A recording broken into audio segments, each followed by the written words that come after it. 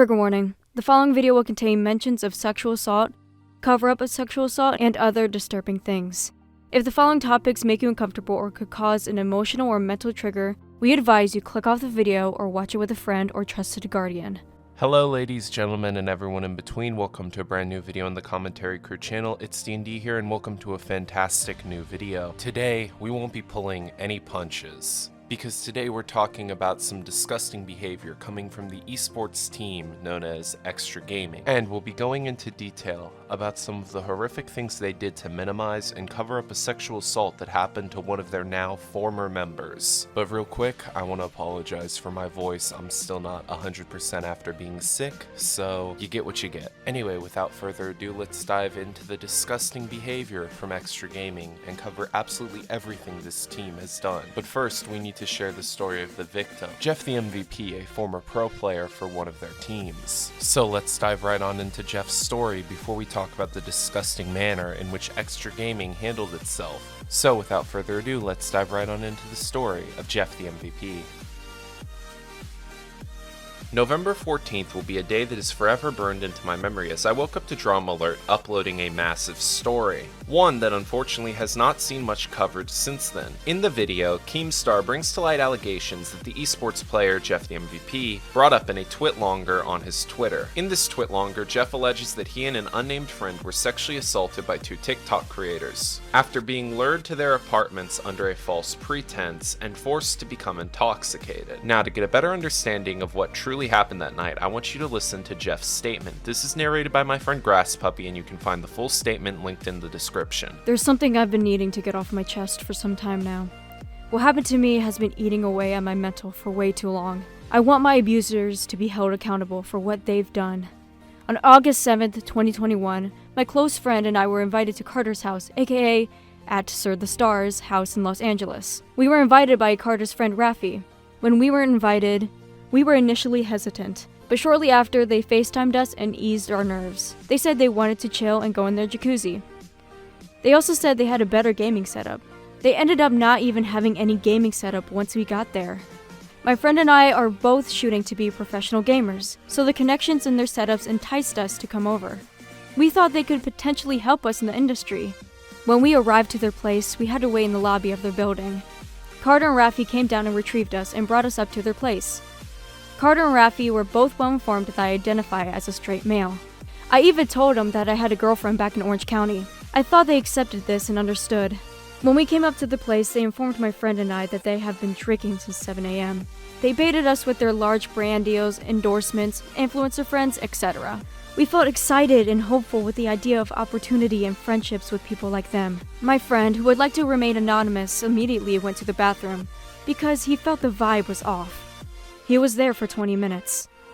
Rafi and Carter kept passing me the bottle, urging me to get on their level. I wanted to fit in and make them happy, so I obliged.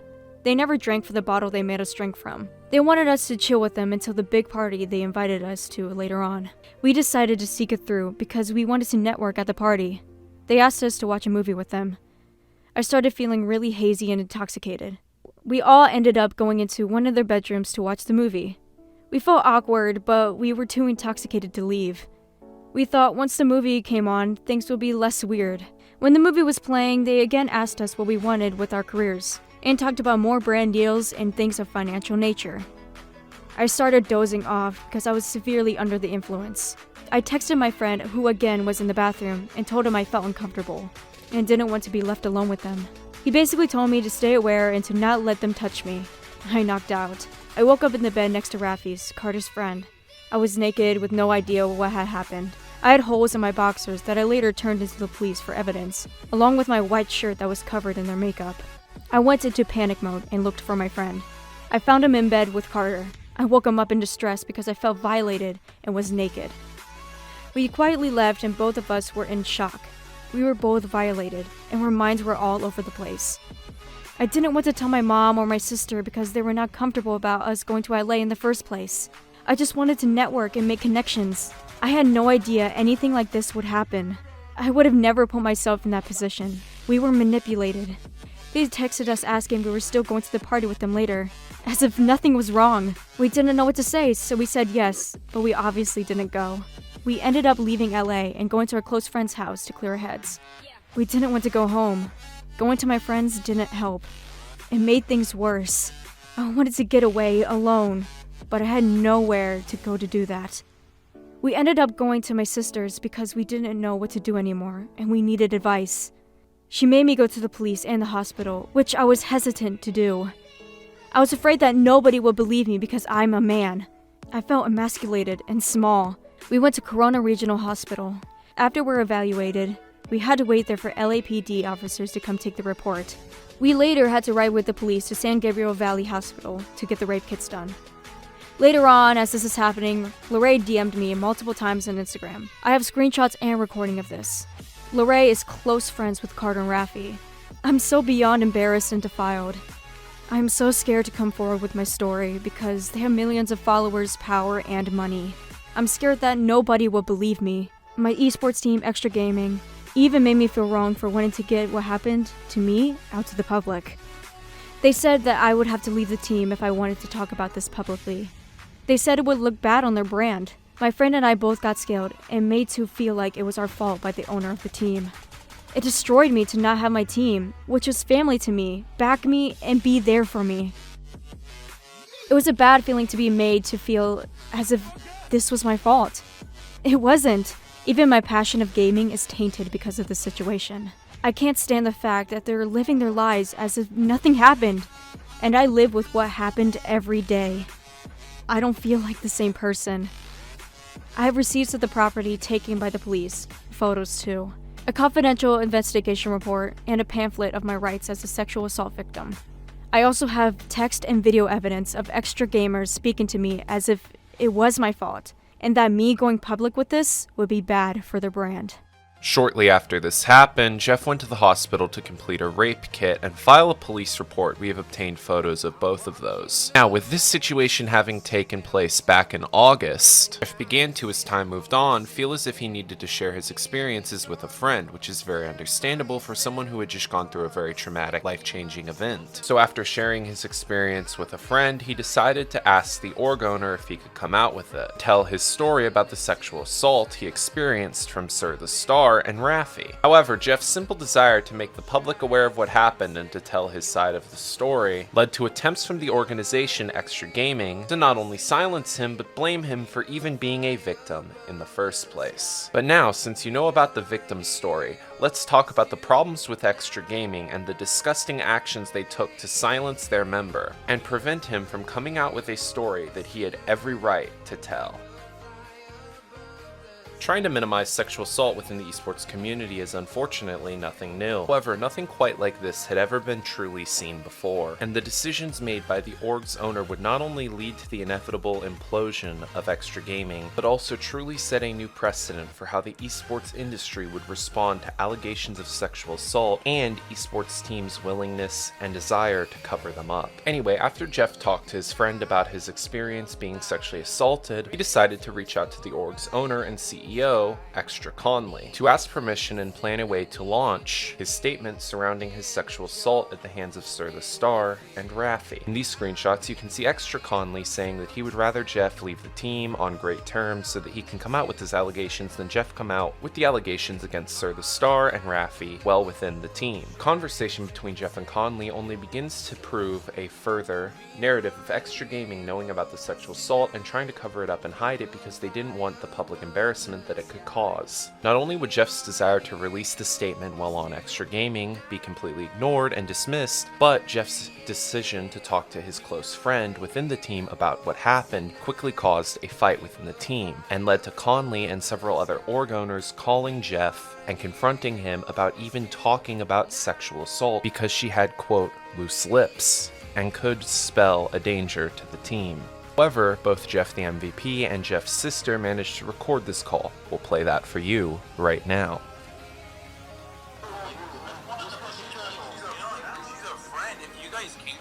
Ask me for a relationship advice, I'll give you guys relationship advice. I'm sorry, but like, she's a friend because of the business. So we need to like look at why she's a friend. She's a friend because of the business.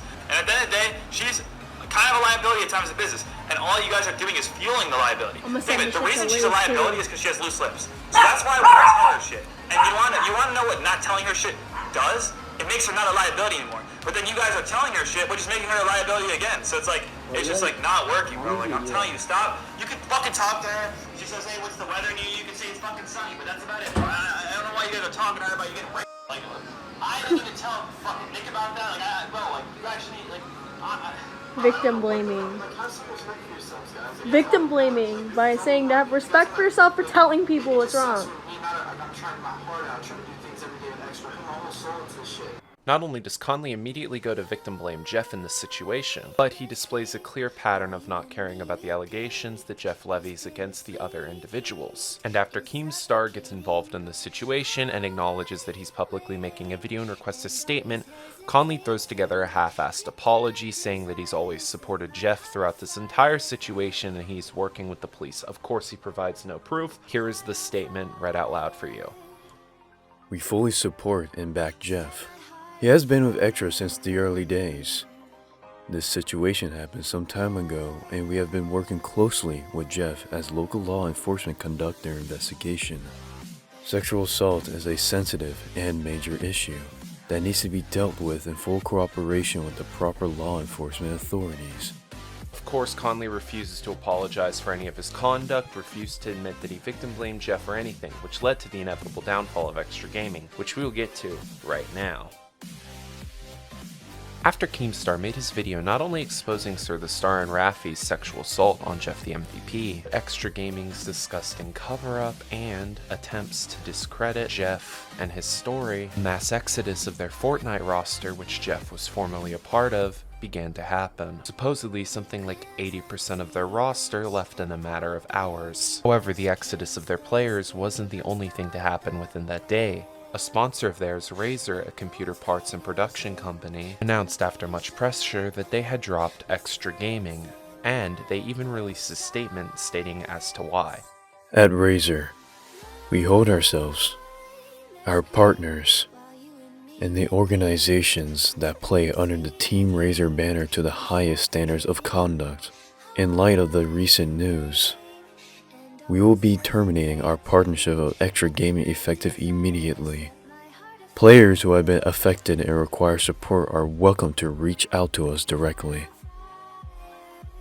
Now, after Razer dropped Xtra Gaming and half of their Fortnite roster immediately left, the CEO, Xtra Conley, decided to close down the team. While a lot of people respected and were happy with Conley's decision to close Xtra Gaming after the absolutely disgusting way in which they handled themselves, people quickly realized that Conley didn't actually feel bad for anything. He instead was trying to fucking move past the situation and allow him and other higher-ups to quickly get into newer, better teams. This, of course, a few days later resulted in Conley deleting the apology, any acknowledgement of the situation, and all Xtra Gaming pages and their website, making it incredibly difficult to really even find any record of the entire situation happening. And while Conley trying to cover things up like this doesn't shock me, it really disappoints me that the esports industry still has this massive problem. Acknowledging the victims of sexual assault and actually getting them the help they need and doing everything they can to support them. Instead, a majority of organizations like Xtra Gaming try to play the macho role, don't talk about it, it's not important, and continue to contribute to an overall horrible sexual assault problem within the esports industry.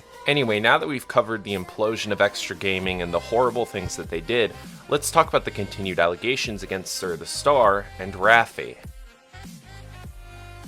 Shortly after Jeff released his statement, a lot of people began to come out with allegations against Raffi and Sir the Star, and began to share their own stories and personal experiences about the both of them. Most of the provable allegations pertain to Raffi, so we're going to present those to you right now, and for that I've asked my good friend Jolko Musical to read out their statements, their evidence, all of that, before we move on to the conclusion. I'll let you form your own opinions on this story and the allegations. Personally, I think they have a lot of merit and they tell the truth. However, some of them are pretty hard to verify, and there's so many of them that have come out that it's been really difficult for me to just go through all of them. So I'm presenting you with the most credible, and I'll let you form your own conclusions from there. Anyway, let's dive right on into it. Take it away and present the allegations. Jolko. I really want to stay anonymous. I grew up in the same town as Raph and have similar experiences. Your story clicked so fast in my head for something he'd do. Most recently, the last time he was back in town while messing around, he started taking unconsensual pics of me, and when I went to lift my head up and say some, He forced my head down on his genitals. Happy to help you any way I can, and I'm sorry this happened to you. I feel like I should have outed this motherfucker a long ass time ago. When I was all fucked up in the closet, this dude for real made me think he told everyone I was gay. I was dead ass about to off myself, and he said, "Lol, calm down, I'm just kidding." As someone who knew Raph for a couple of years and went to high school with him, you're not alone, brother. I don't know if you will even see this cause I'm a random, but I'm proud of you for standing up and speaking out. He has tried to rape multiple different women before, as well as men. I personally know someone that was sexually harassed and assaulted by him, and almost raped because he got her too intoxicated and snuck into her bed when she was asleep. You are not alone, brother, and I stand with you. He has always been a clout chaser, and I'm sad to see he has a platform coming from a small town in Snohomish, Washington, with no real talent. I was SA by Raph in my house. I have my story. I told it and no one believed me. He is a sketchy person. He never apologized. He got me drunk. Then I passed out and woke up in bed with Raph and woke up with my pants off. He is manipulative and deserves what he gets. I'm 19 and went to Marysville Pilchuck High School. When I was in school, I heard conversations about Raph and how he always was doing weird things. I was even in a dance team with him, and he seemed so fake and off.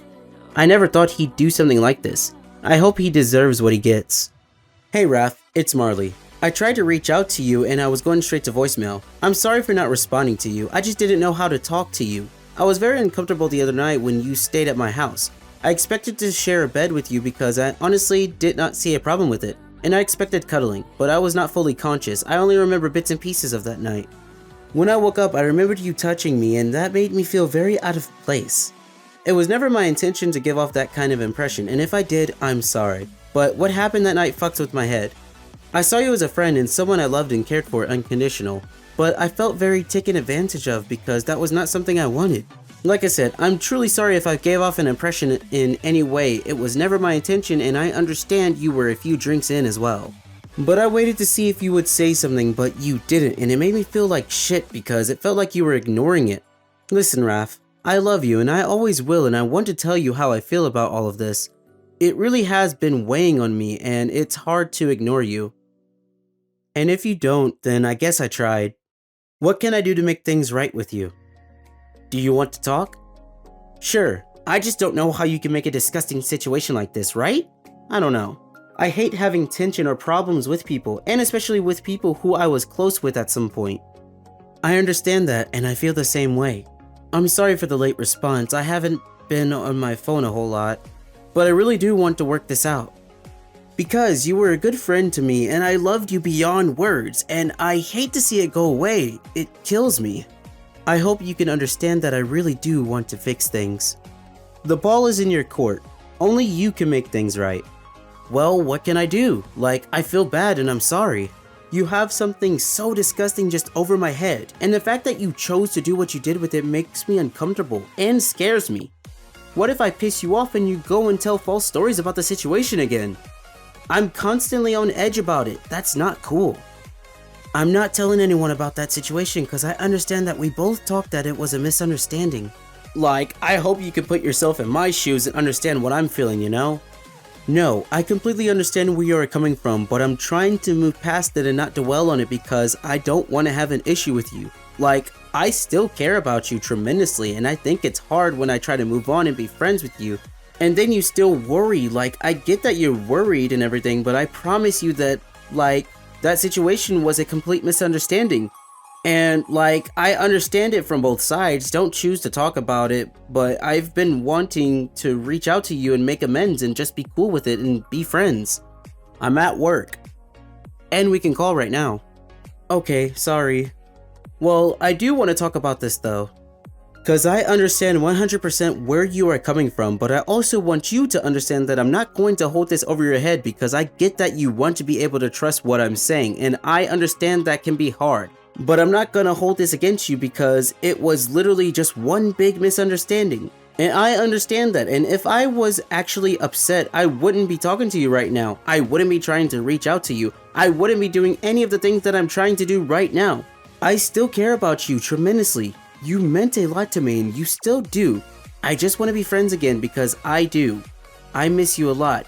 You are a really good friend to me, and I don't want to see that all go to waste and go away because of some messy, disgusting situation. And I know I shouldn't have said anything about it.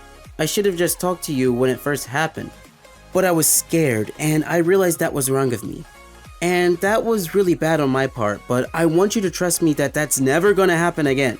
Because I understand the situation that you're in. I do, sadly.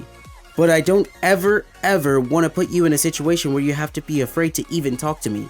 Or be friends with me because of it. Like, I love you so much, and I just want you back in my life. I want to be friends again. I want to listen to crazy music in the car and sing and scream and do all that crackhead shit. I miss you a lot. You were a really good friend to me, and I fucked it up. I'm really sorry, and I really hope you can forgive me for ever putting you in a situation like this. And I really hope that we can move past this and be okay, because you mean the world to me, and not a day goes by where I don't think about you and everyone else. And it's killing me, it really is. I do get you, and I do get where you're coming from. I just want you to know that I'm really trying. I want things to be right between us. I'll let you work, and you don't have to respond to this tonight if you don't want to. You can respond when you're ready, but I just wanted you to know that I miss you and I'm trying. Hey, sorry, I didn't have a phone for like a week and a half. It's okay. Do you still want to talk? Sure. Okay, did you get to read what I said? What's the real reason you're trying to fix things? What do you mean? That is the real reason, because I miss you. Can I shoot you a call tomorrow? Yes. I'm guessing this is about you sexually assaulting people.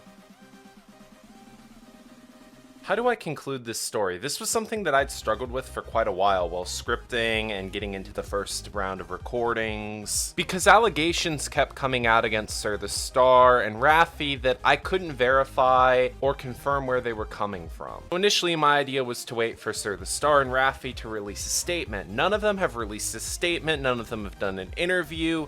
There's been nothing, it's been radio silence, so I can't even get their side of the allegations. I've reached out, I've been fucking ignored completely. So instead of being able to really wrap this up with a satisfying conclusion or anything, I've decided to just give you my honest, raw thoughts on the situation and break everything down. First off, I want to say I absolutely believe that Sir the Star and Raffi committed a sexual assault on Jeff the MVP and his friend. And with them going through all the proper procedures by reporting it to the police and taking rape kits, they have left me with no reason to doubt the legitimacy of the allegations. And with all statements that Jeff has released, he's maintained the same story, meaning there's no indication of lying, at least from what I can tell. Next, I believe Raffi is 100% guilty of these allegations and many others levied against him, considering the similarities in a bulk of the stories, as well as multiple people who knew him IRL or knew of him IRL, collaborating details of the allegations that several victims have brought forward. As of recording this outro, there has been no charges filed against Raffi or Sir the Star. However, I believe that there inevitably will be some filed against both of them for what happened to Jeff the MVP and his friend. Now, with people coming out with allegations against Raffi, some also came out against Sir the Star. However, these have been much less substantiated and come from much less credible sources. Do I believe some of these allegations? Absolutely, but I'm not 100% confident in them. That's why I didn't really share any of them. And they also come from a lot of less credible sources, such as blank Twitter accounts or posts on accounts from other social medias that are very new, like a few days to months. With that all being said, hopefully justice is eventually served, and I hope this serves as a wake-up call to the esports industry to start taking things like sexual assault way more seriously. I also hope this serves as a wake-up call to any org owners who have players that have been sexually assaulted or abused and wish to come out with these allegations, so that other org owners know it is good to stand by your members and make sure they're okay, make sure they're healthy, and have their back in situations like this. Finally, I hope this serves as a wake-up call to all the young men who have not come out with stories of sexual assault or abuse because they feel like they're weak for doing or they feel like they're weak for expressing it. Please come out. It really only does truly make you stronger. Anyway, I hope you enjoyed this video, found it informative, or let it educate you on something. Listed below is a few phone numbers and websites you can go to if you've been sexually assaulted, abused, and need help. And linked in the description is also a playlist if you wish to learn more about this story and help share it out to others who might not be educated on this or might not even have heard of it happen.